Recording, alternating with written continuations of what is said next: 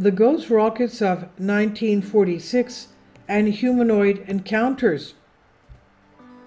Saga's UFO magazine for fall of 1974, pictured here, has a piece of what the writer says, my former pal Lucius Farish and UFO historian Jerry Clark, The Ghost Rockets of 1946. The 7-page article presented, as was Farish's and Clark's wont, more than a representation account of the many cigar rocket-shaped sightings over Sweden after World War II and other countries as well. And in their article, the usually cautious writers mentioned an incident that allegedly took place during the 1946 sightings. However, the supposed event was not published until 1971, well after many flying saucer UFO reports that contain ingredients that are found in the purported 1946 report. And in May 1946, just outside Ängelholm in southern Sweden, witness Gösta Karlsson, a well-known industrialist, while out walking, spotted a disc-shaped object with a cupola that appeared to be a cabin with oval windows. Above it was a mast like a submarine periscope. Underneath the disc was a big oblong fin that stretched from the center to the edge of the underside. There were also 2 metal landing legs. A small ladder reached to the ground from a door beside the fin. The object was approximately 53 feet in diameter and 13 feet from the top to the bottom at the middle. The witness said he knew this because he measured the marks on the following day. There were a lot of holes around the edge of the disc, like those of a turbine, and jet beams darted from the holes which burned the grass when the object departed. The light came from the mast, and it was about 17 feet in height, and 3 antennae were suspended from its top. Something like a lampshade was hanging from the mast, the lampshade shining with a strange purple light that lit up the object and the ground, and the light flowing and pulsating like water from a fountain. Carlson then says that he saw a man in white coveralls, who raised his hand to halt Carlson from coming closer. The man was about as tall as the witness, but thinner, and there were others like him, but no one said a word. It seemed as if they had just finished repairing a window because they put their tools away and looked at Carlson. There was a guard, 3 men and 3 women who came out of the object, in all 11 persons. They all wore short black boots and gloves, a black belt around the waist and transparent helmets. The woman had ashen-colored hair.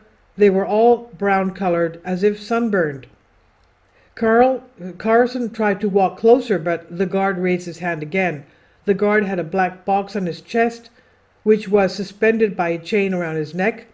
It looked like an old box camera. He turned it towards Carlson, which Carlson thought he was going to take a picture. Carlson heard a click on his forehead lamp and found later that the lamp did not work, despite having a new battery. One of the women came out of the cabin with an object in her hand, throwing it beyond the light, and Carlson heard her laugh. The thrown object was retrieved by Carlson, and an investigation of it in 1971 showed nothing exceptional. It was composed mostly of silicon, and its shape altered by the witness into a staff. Carlson thought the disc-like object was a military device, and after leaving the area, he went back by a different route to see the object again, but saw a bright red light ascending into the air. The light was streaming out of the turbine holes of the craft, which had risen with a whining sound above the treetops.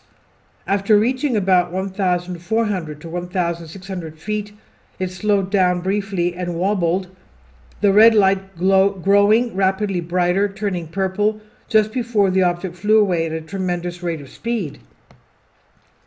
Now, how did this tale end up in the middle of a judiciously rendered account of the 1946 ghost rocket hysteria? It's an odd insertion by 2 ufology's more sensible writers and investigators.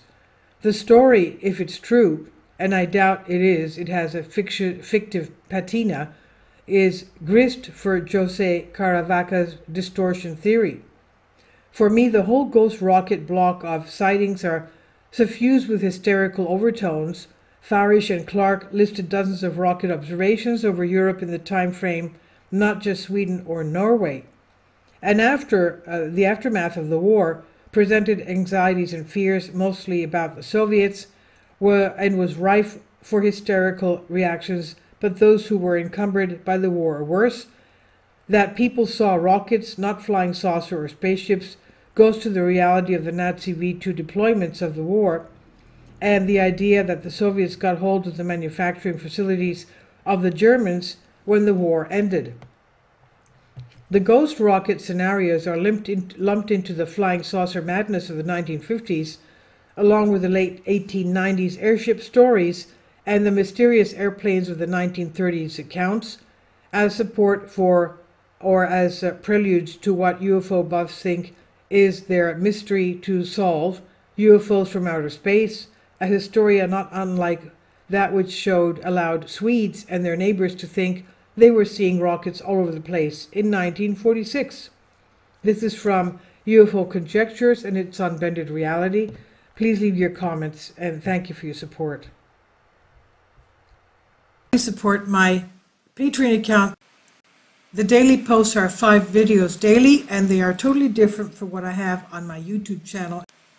Thank you so much for your support and that you find all my content so interesting. You'll find the Patreon account details in the description box below.